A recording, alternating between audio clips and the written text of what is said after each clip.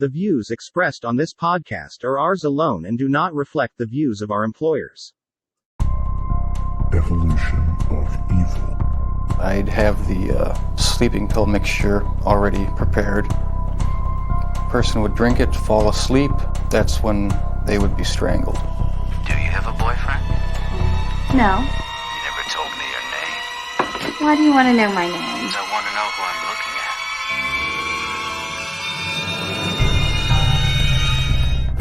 Evil is not spurned.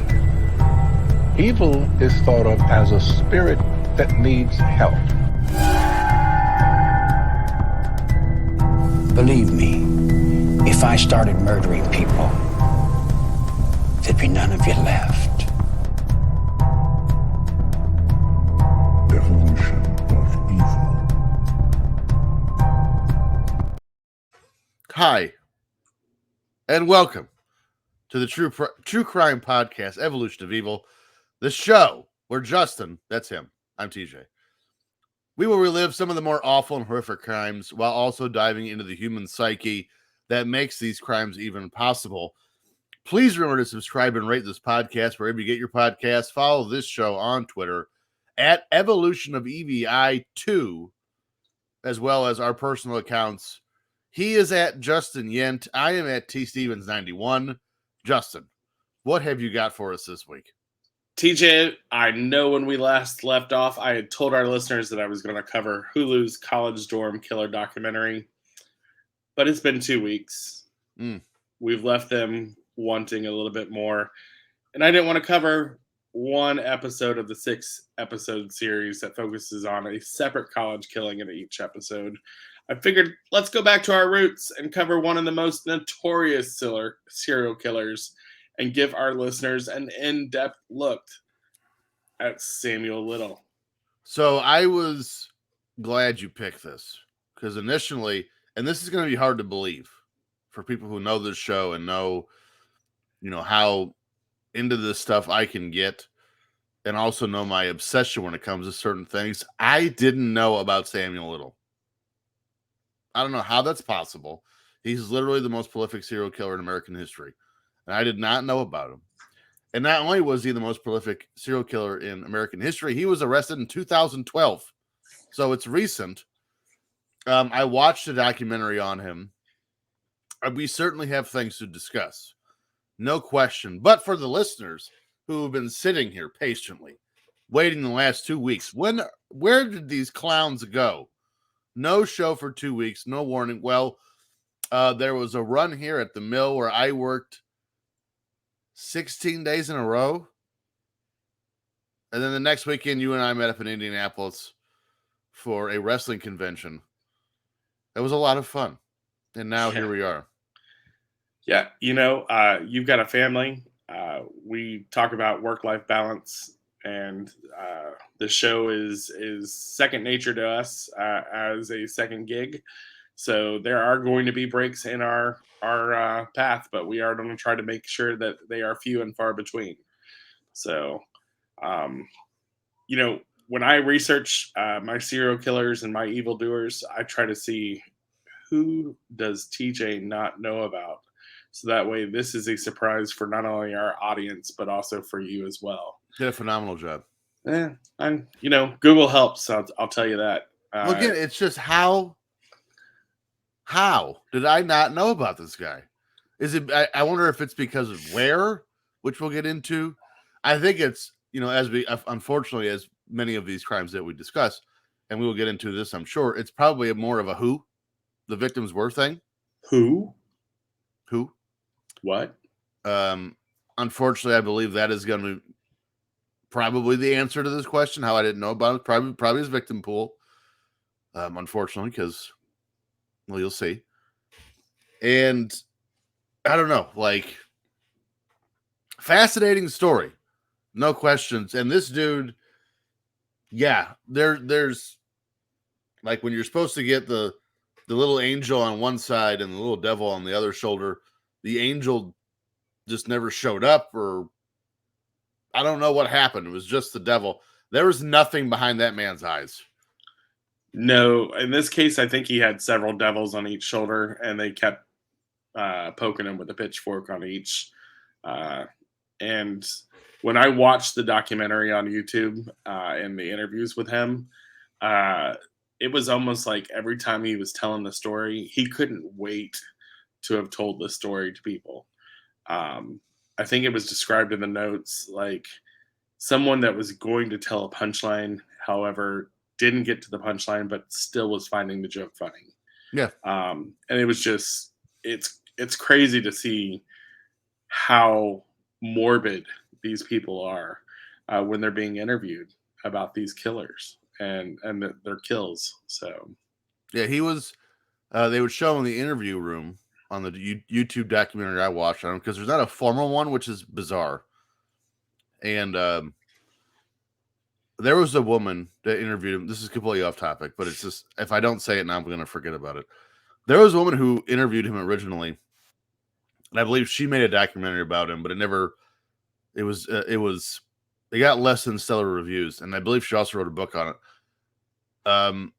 She is absolutely unlikable, and I wish I could remember her name, but she not a good interview, because she made it seem like she was, I don't even know how to describe it. Like every time she wanted to do an interview with Samuel Little, she made him her bitch, which is just not at all feasible, right? She didn't go in there and intimidate Samuel Little. That's just crazy. But what you would see, back to my original point, when he would do the interviews with the investigators, is he was excited to relive these crimes as I was excited to tell people that I am on camera at WrestleMania 19. He's that excited. It's alarming. And yes, so let's just enough. Yeah, the only thing I did want to point out is if you are going to watch any of the interviews with the YouTube, you may want to just make sure that you understand that whoever was the sketch artist for the victims looked like more of a 7-year-old child drawing a cartoon. You mean the paintings? Yes, that was him.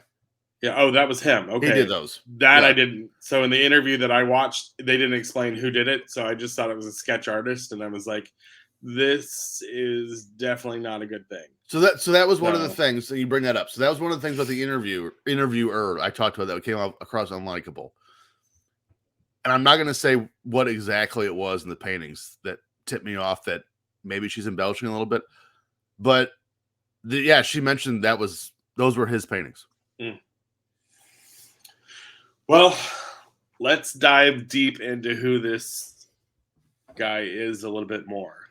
So, as I told you, Samuel Little was a notorious, and actually is, because he's still alive. Yep. He's a notorious American serial killer.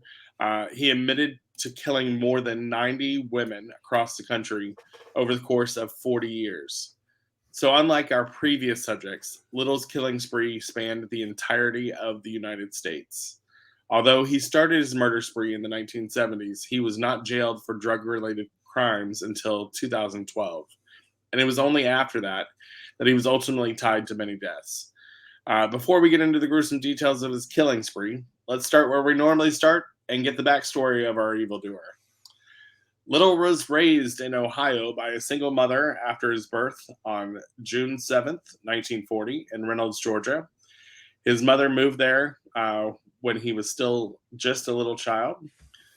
Little had a difficult and unstable childhood, similar to all our other evildoers, due to the family's financial situation. His grandmother, who was highly devout and took him to church on a daily basis while he was growing up, because his mother was frequently absent, she was his primary caregiver. Despite the fact that she was a positive influence on him, Little got into problems at a young age. At the age of 16, he was taken into custody for the very first time for breaking and entering. In the years that followed, he would end up being arrested many times for various offenses, including theft and assault. Now, when Little assaulted a lady in Florida in 1961, he was taken into custody for the very first time for a criminal act of violence. That judge gave him a sentence of 3 years in prison after finding him guilty of assault with the intent to rape. This was the first conviction for Little, who would go on to spend the majority of his life in and out of jail for crimes including burglary, robbery, and assault. Now, this was the first in a long line of convictions for Little. Little's method of choosing his victims consisted of picking on women who were by themselves and frequently in precarious situations such as hitchhiking or working as prostitutes. His victims were mostly victims of sexual assaults. He would win their confidence, typically offering them a ride or buying them a drink, and then he would lead them to a remote area where he would kill them by strangling them to death. In an effort to cover up his wrongdoing, Little would then dispose of the victim's body in isolated locations, frequently abandoning them to the mercy of the elements. Now, I will mention in the interview on YouTube, one of the investigators said pretty much that taking them to buy him a drink or anything else like that with food was similar to foreplay. And the reason he said that was because when Little was interviewed, what he said and they all had in common was he liked their throat. Mm-hmm. So his obsession was the throat, and really he strangled all of them to death. So I mean, this guy was absolutely nuts at that point. So before you go any farther, let's unpack here. We started with he killed for essentially 35 years before he got caught. And again, it always kills me with, and we'll get into his MO here in a minute, which seems chaotic on the outside, but when you think about it, it was smart in a sense, but it's also weird. By 2005, they couldn't piece everything together. We'll get there. So, it always boggles my mind, right? These just Hall of Fame level criminals get pulled down for the dumbest stuff. You know, drug charges aren't exactly stupid, but that's what ended him, was a drug charge comparatively. David Berkowitz was a broken taillight. I almost said Al Bundy. Ted Bundy was, what was it? Fake license plate or fake license while driving a stolen car. Al Capone was tax evasion. So it's like they always, their crime brains are always tightly bundled and neatly packaged, but they forget that one thing, and it just undoes all of it. It's because they're too busy worrying about something else at that point. They have too much to cover at that, and that's why something slips always. Or you're a South Carolina lawyer and you just pay everyone off. Yep. What? Don't trust your soul to no backward Southern lawyer, because the judge in the town's got blood stains on his hands. Reba McEntire said it best. So anyway, Little moved around the country frequently and did not always leave behind evidence that could link him to his victims. So that's why it was difficult to piece together a timeline of his criminal activity because of the crimes he committed. Now, however, investigators have been able to confirm multiple deaths that fit the confessions made by Little, and it's suspected that it at least covered 19 states that were affected by his criminal activity. Mary Brosley, whose body was discovered in 1970 in Miami, Florida, is considered to be one of Little's earliest known victims. The body of Little's last known victim, Denise Christie Brothers, was found in Odessa, Texas in 1994. She was a resident of Odessa.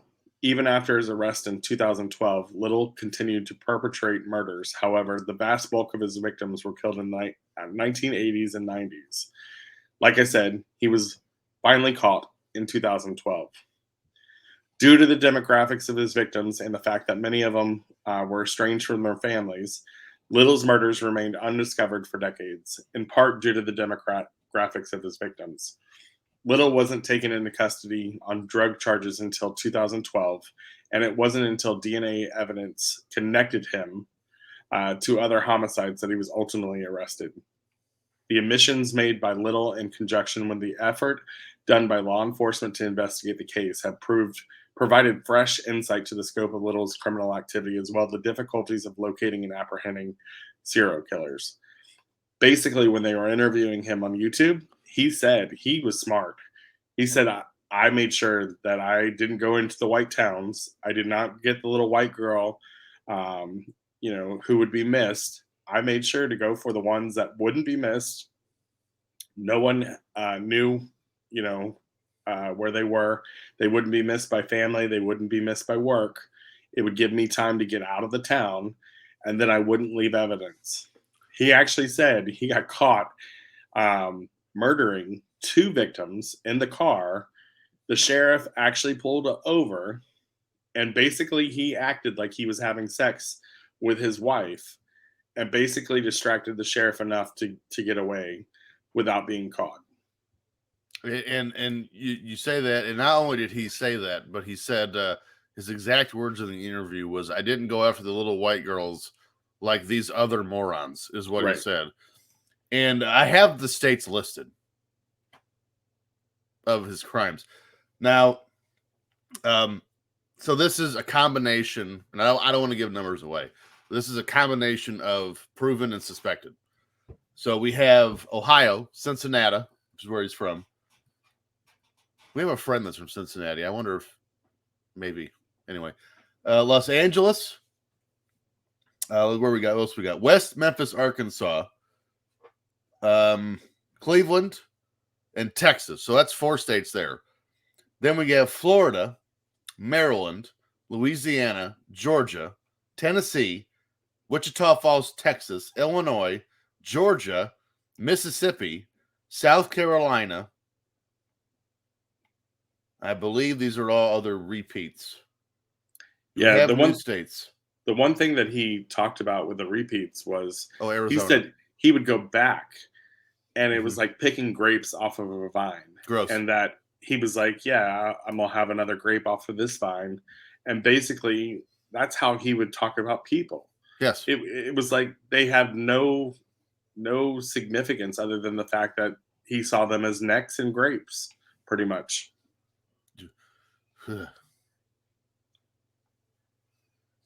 Talk about a low-life piece of scum. Oh, we're just getting warmed up, though. Oh, yeah.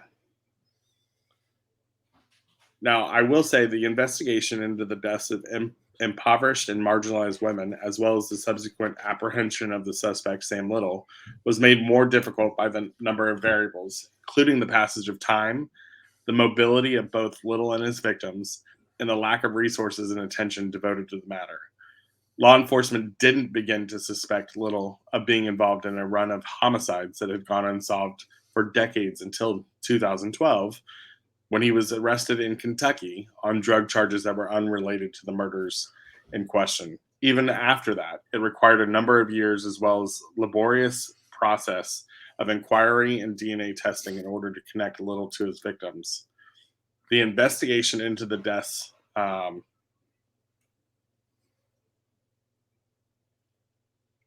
well, not only do we have this unfortunate victim pool that we always have, it seems, is the amount of states. Yeah. Maryland to Arizona, essentially, and everywhere in coast between. to coast. That is a wide net to try to sort through. Yeah. At first, Little denied having any role in the slayings of people, which is hard to imagine after watching the interviews with him.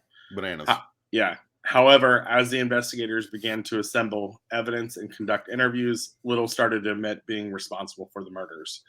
Over the course of a few months, he supplied extensive details of his crimes, including the names and descriptions of his victims, as well as the techniques he used to kill them. He also offered a timeline of his criminal activity. The use of DNA evidence to back up a number of Little's confessions was essential in successfully connecting him to the atrocities that he committed. One of the comments actually on the YouTube from one of the people that actually did it, they said for him to have such a picture-perfect memory of each of the murders was almost like he replayed it in his head over and over like a movie, because he was able to describe people to the height and the weight of what they look like. Like, oh, this lady was 5'6", about 130, 140 pounds. There was a transgendered individual. There's a couple, actually. Yeah. But I mean, like, perfect memory of, hey, this is the victim that I had in Miami. This is the victim I had in Cincinnati. it's crazy how he kept reliving everything. But because several of the victims' bones had been left exposed to the elements and were in advanced stages of decomposition, the use of DNA testing was particularly significant in the investigation into his case. Several times he had been caught previously. I don't know if you saw that in the video.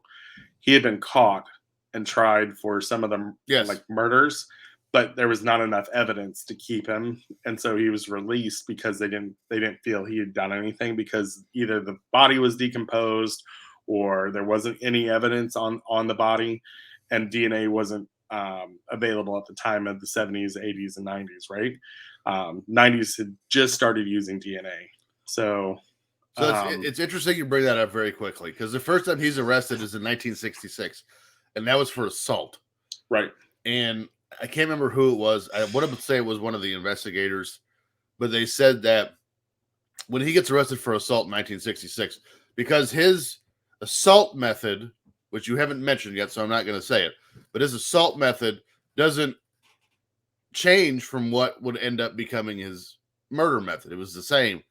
And all they said was when he gets arrested for assault in 66, he now knows don't leave any victims behind. Yeah. Witnesses. Excuse me. Don't leave any witnesses behind. So that's when he's arrested in 72, 74. He's arrested over 100 times. So it's not like he was upstanding, goes to church every Sunday, husband, father of 3, which does happen, by the way. No, this guy was a dirtbag through and through. And no one could have imagined he was doing such horrendous things. Yeah, no, he definitely takes the cake for Dushkanu of the century. So investigators were able to identify some of his victims and establish a case against him by using a variety of investigative techniques, including DNA testing, forensic anthropology, and more typical methods of police work. His confession and the evidence that the investigators gathered led directly to Little's indictment and prosecution in several states. Now, in 2014, he was found guilty on all 3 counts of murder and received a sentence that included a life sentence without the possibility of release. Little proceeded to confess to further killings over the course of the following years, and detectives were able to use DNA evidence to connect him to a number of additional killings. So they said the key to these additional confessions was he requested and was issued a letter stating that admitting to any other crimes would not get him the death penalty. So once he was guaranteed that he would not get the death penalty, he just became, a bedtime storyteller. Just happy as can be.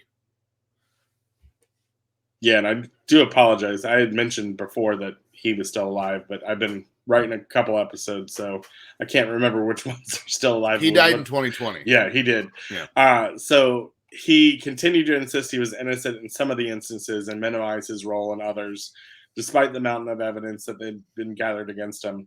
In December of 2020, he passed away while incarcerated, leaving behind a legacy of violence and tragedy that had significant influence, not just on the families of his victims, but also the entire field of criminal justice.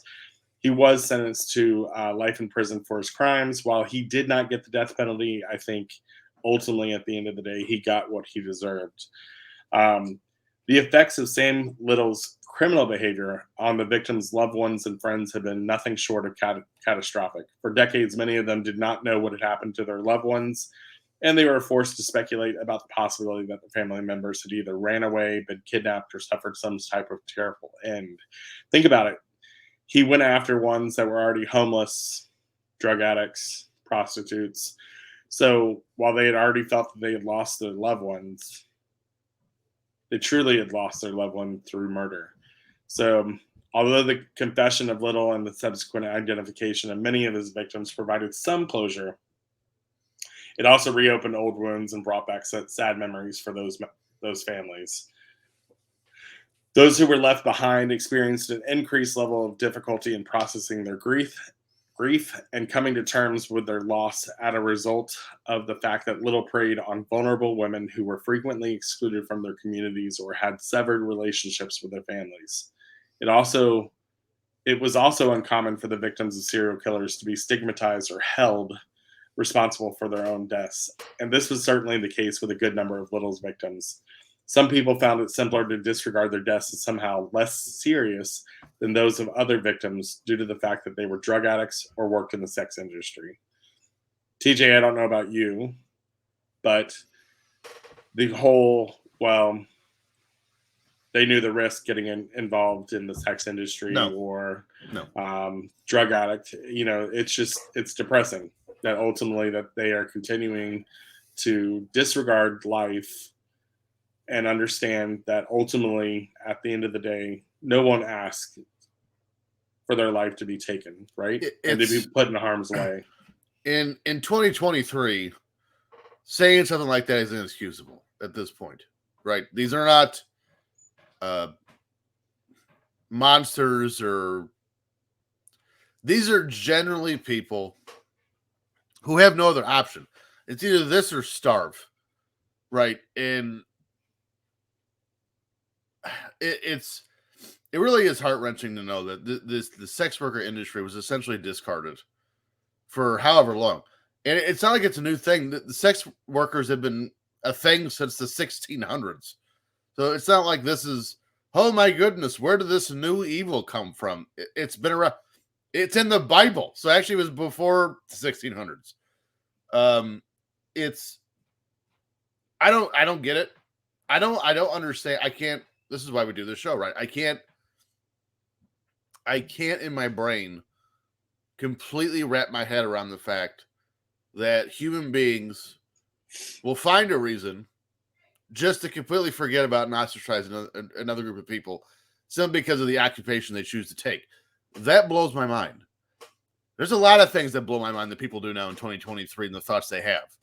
Yeah. I can't believe it's 2023 and there are people pushing for, states to be the, what do you call the North and what is it? The segregate the states. Yes. The Union and the Confederacy are going to come back. It's 20. We're doing this. I can't. Now, granted, it's a small population, and I understand that, but it's still big enough that you have to be like, what are we doing here? Like, how is this popular of a thought? All because one group of people is not getting their way. That's what's embarrassing. It's not like there's a real reason. It's just things are happening that I'm uncomfortable with. Well, tough shit. It's called life. Get over it. And I'm going to go on a tangent here because I don't know why I just fired myself up. So we have this situation. I got to be careful how I say things here. My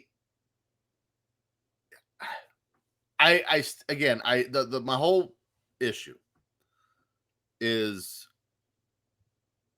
generally people who do things or take jobs or have lifestyle, choices that we don't understand or even agree with. We just discard as evil, or that's just not, nobody wants that. That's crazy. Clearly some other forces at work here between them. Look up gay transitions by churches. That should have blown your mind. But it's never, that's just how the person is. Just that's the way God made them. It's always a force changed them this way. A force did this, did that. People are people. We are all. If I gotta be careful here. Can't go too far in one direction. We all end up the way we were intended to end up, and it may be difficult to understand. Well, why would Samuel Little even exist? If that was the case, why would you even make this person? There are several creatures that are alive in the ecosystem of the earth that are essentially worthless. Parasites, right?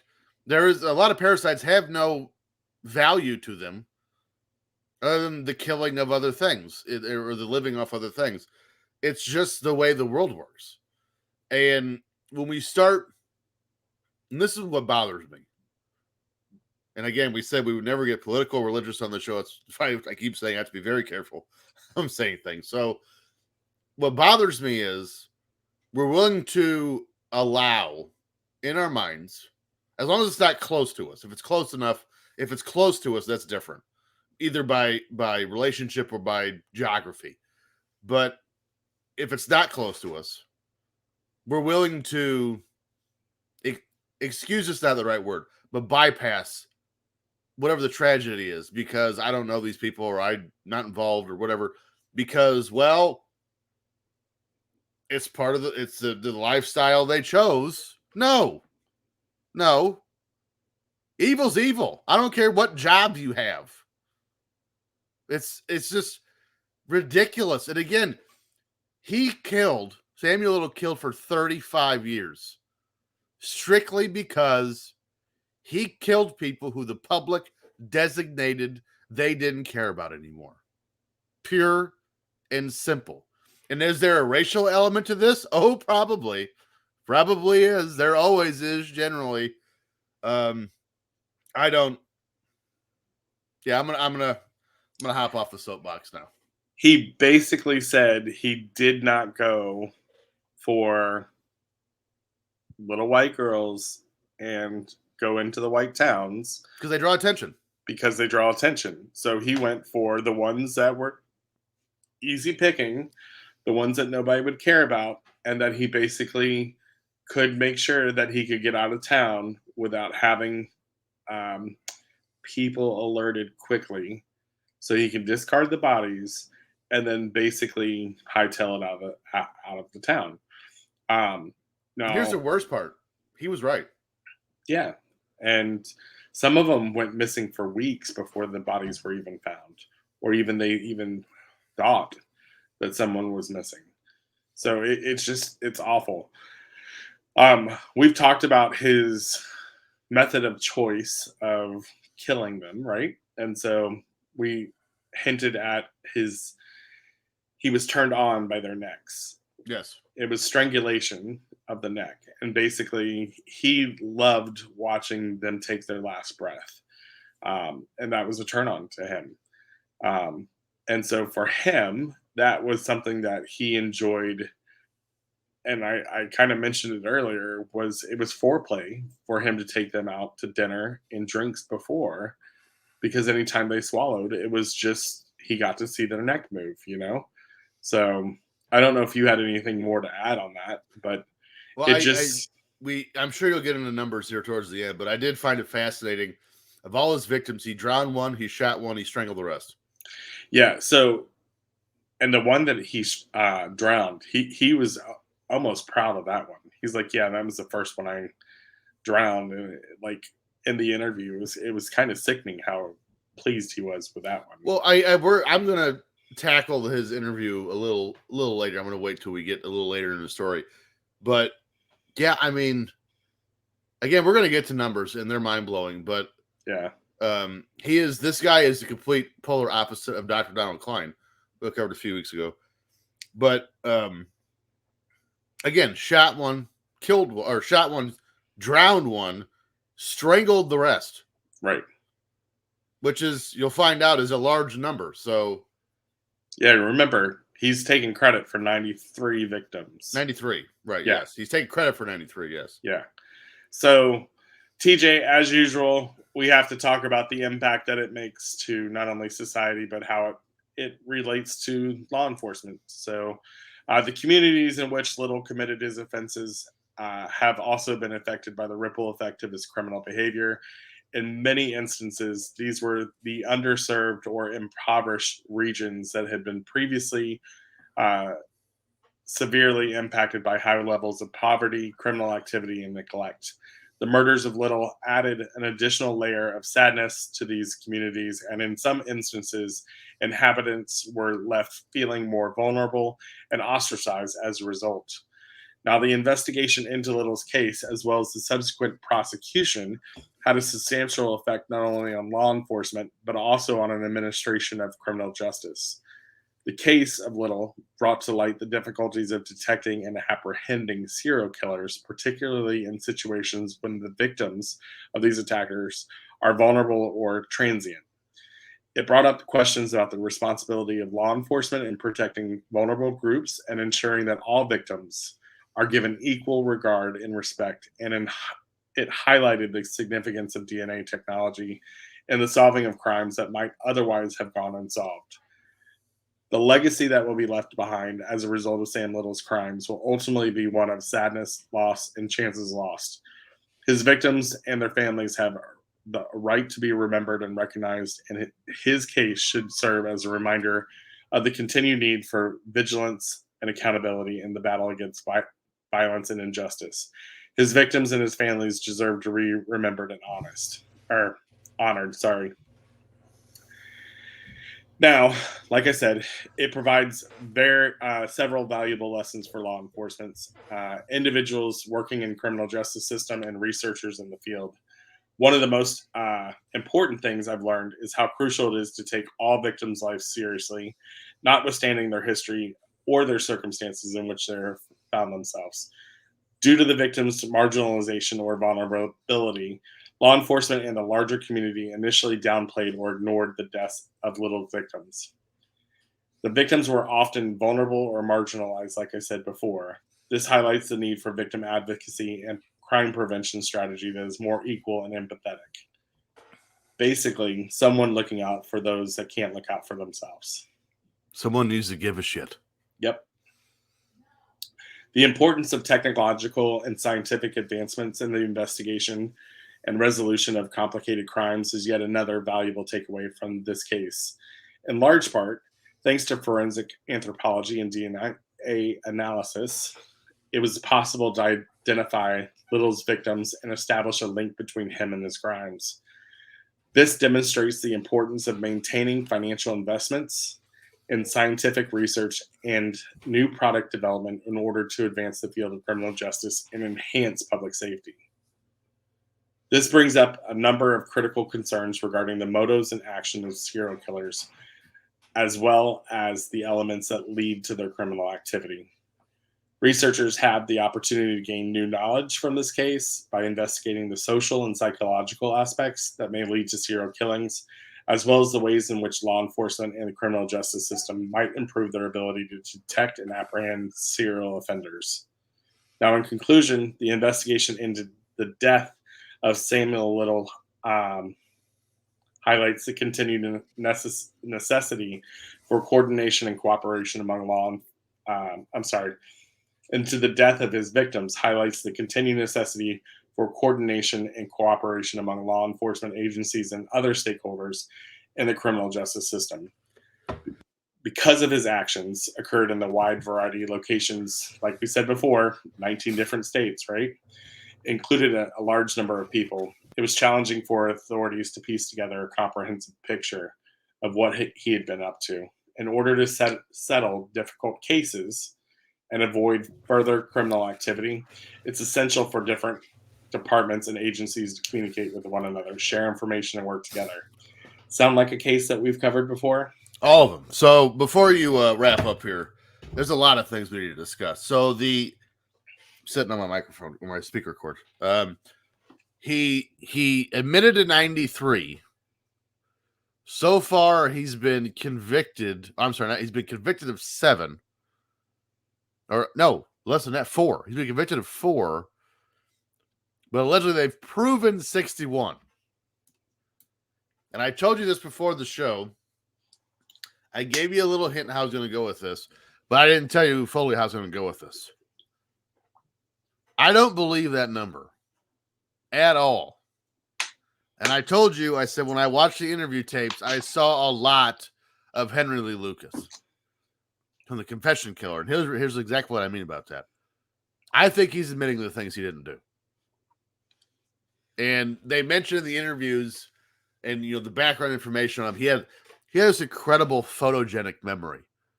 Eidetic memory is what they call it, right? You can remember the exact details of everything you've done. And you even mentioned it. He mentions the exact height and weight of his victims. Mm-hmm. How the hell does he know that? Did he measure them like The Undertaker in the WWF in 1991?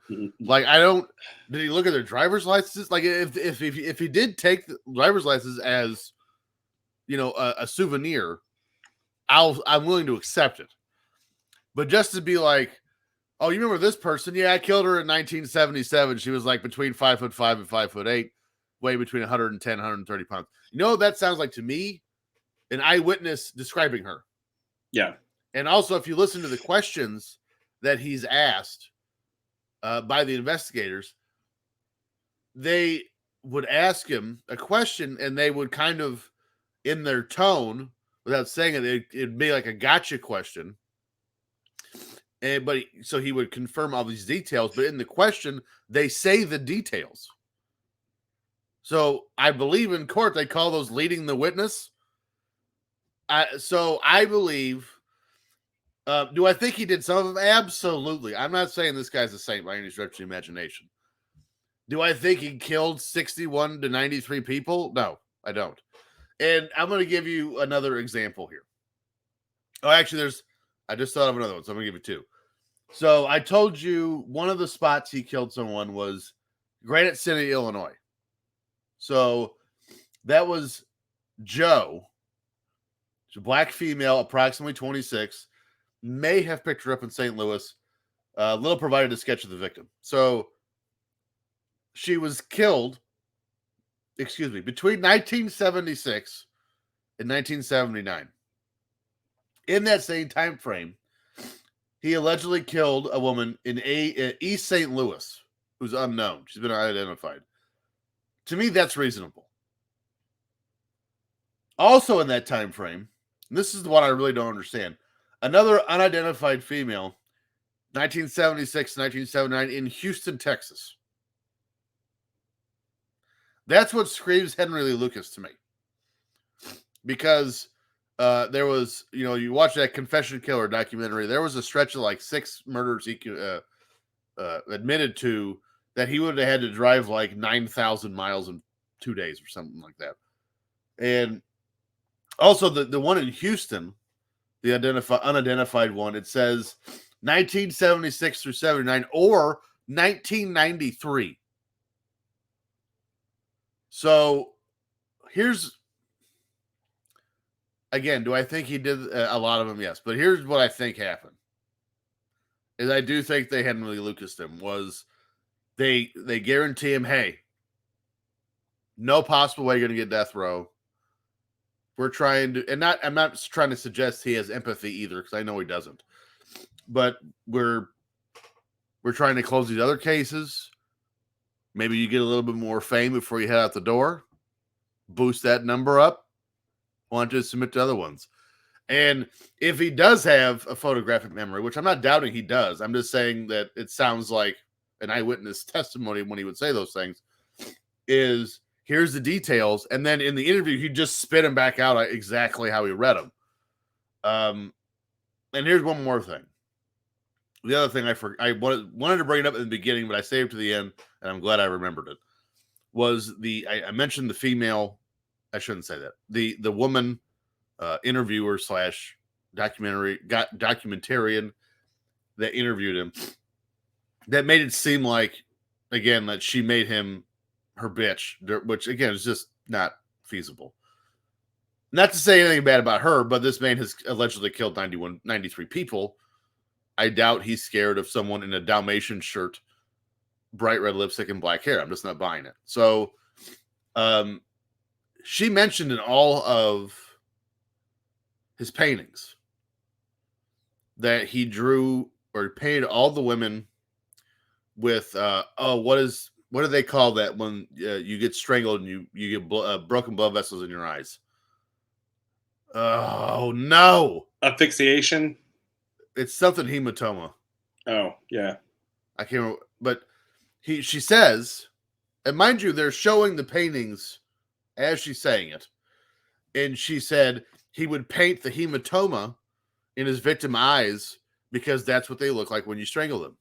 and they're showing the victims or the paintings of the victims. And no, they don't. Not all of them are painted with the hematoma. Some certainly are. No question. All of them? No. Which again tells me, if it were me looking on the outside looking in, because this man is a clear narcissist. So he's even they weren't like, hey, admit to some of these, that's that. He probably wanted to regardless. Makes himself feel more important. But so if I were really analyzing this, if I was in a position to do that, I would say that the victims he painted with the hematoma, those are probably the ones he killed. The ones that just have regular eyes, probably not. So, leading questions in the interview things, again, you can't. And they even said we tried one case that we know he didn't do because he was in prison in 1998. And he was like, I remember that girl, but I don't remember killing her. What? I don't believe that either. But it's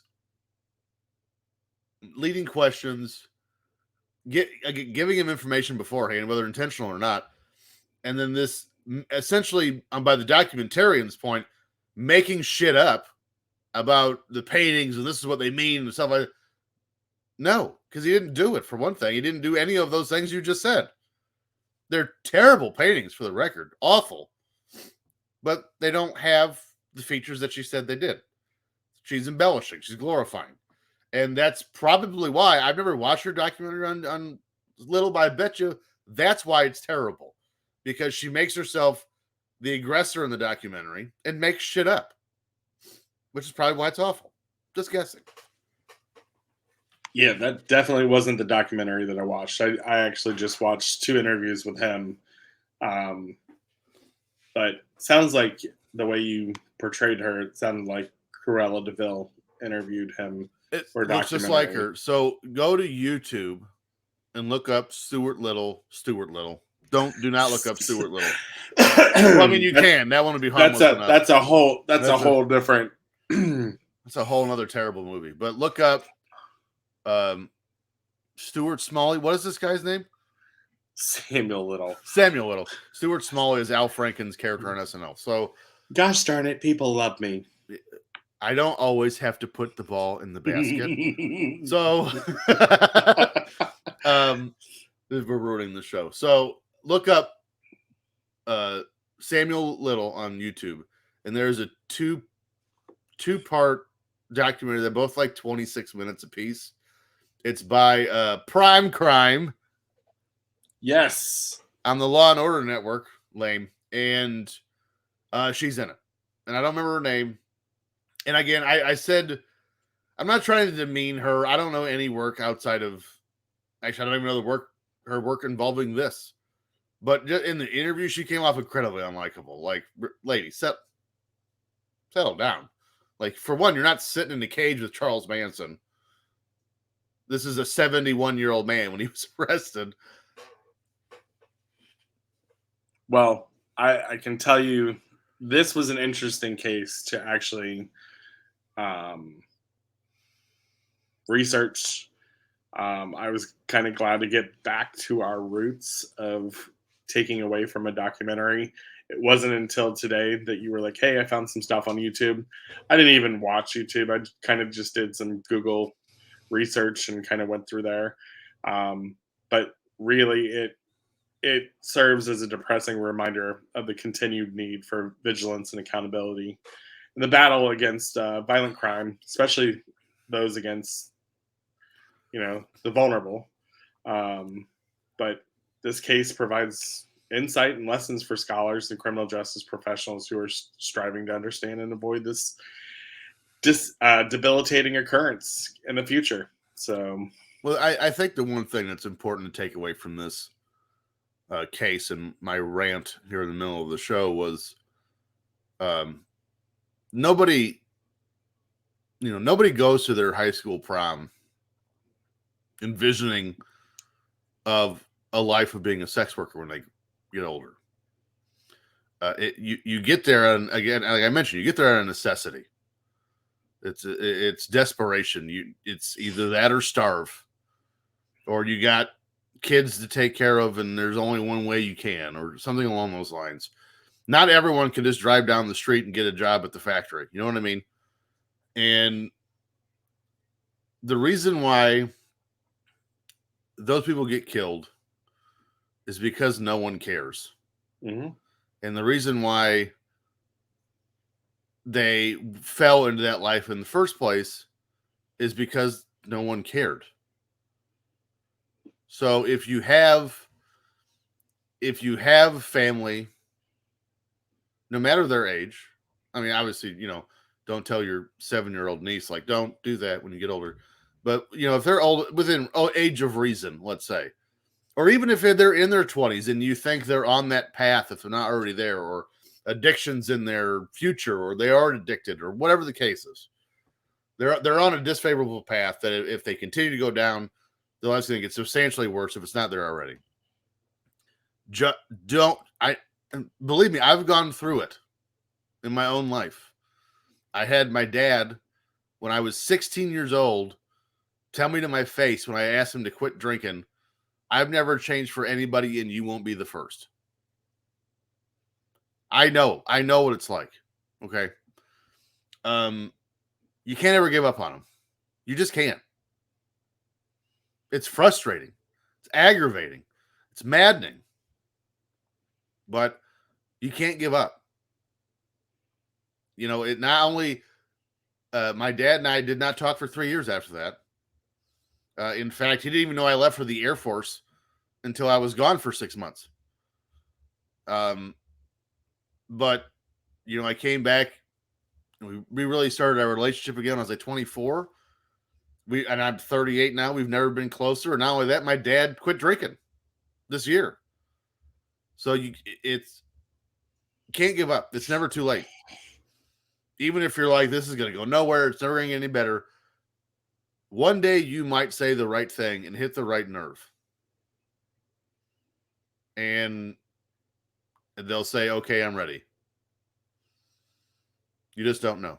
Sometimes you'll be disappointed. That's just how,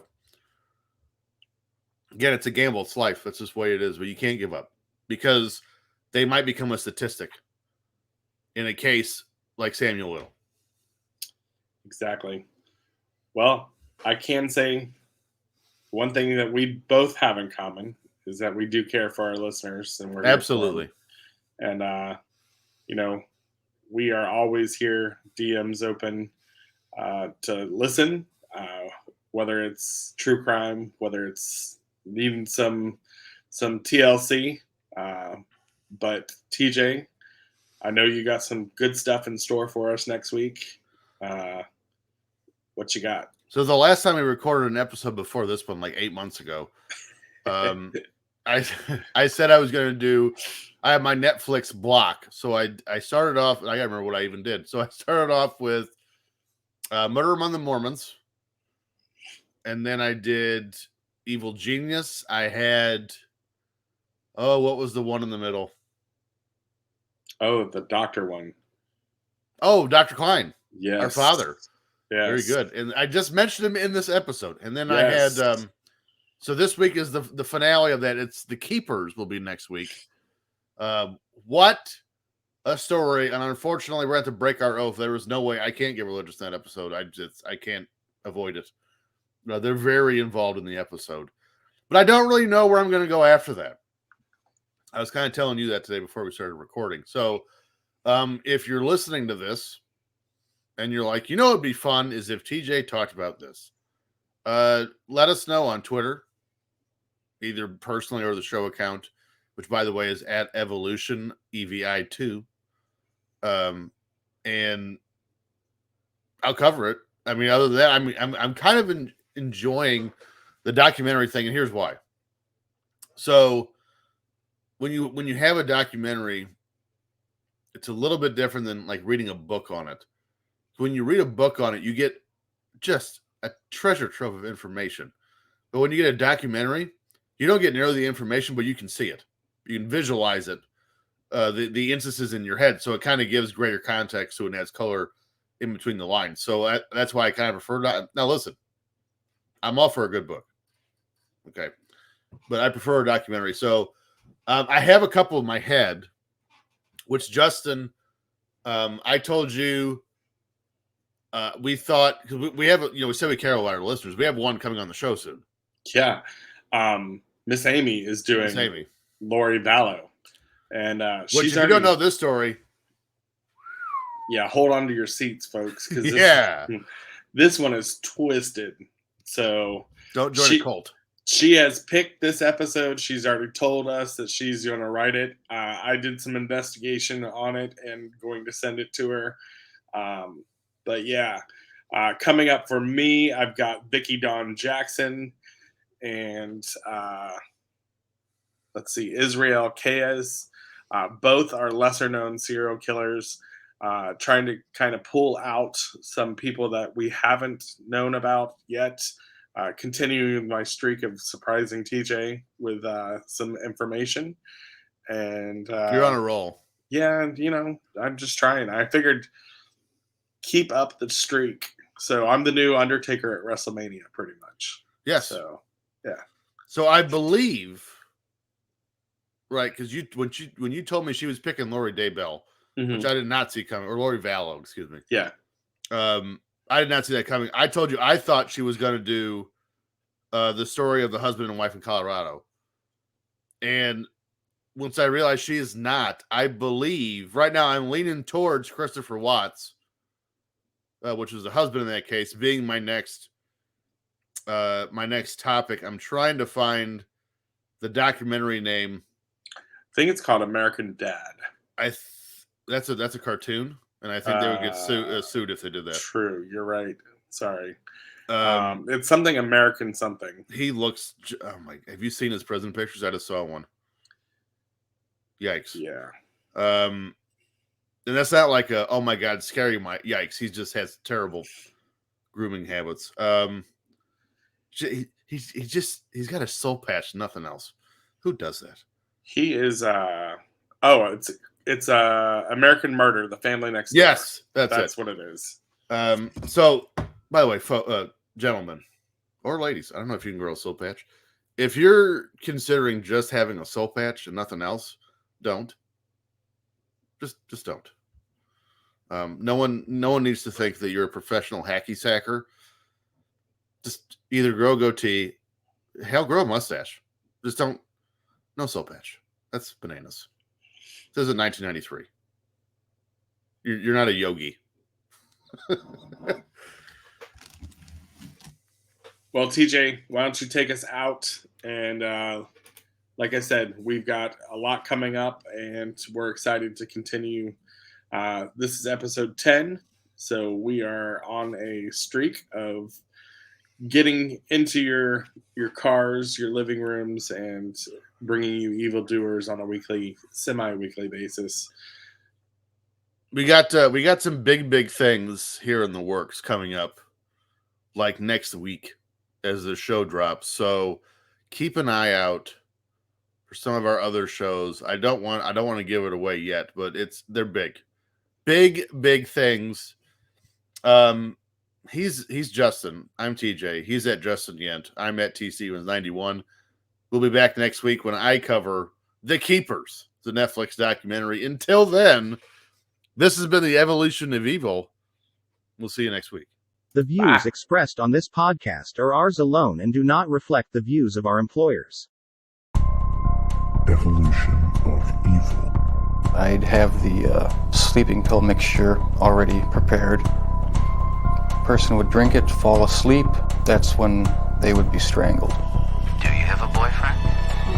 No. You never told me your name. Why do you want to know my name?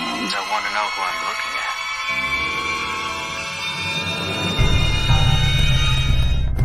looking at. Evil is not spurned.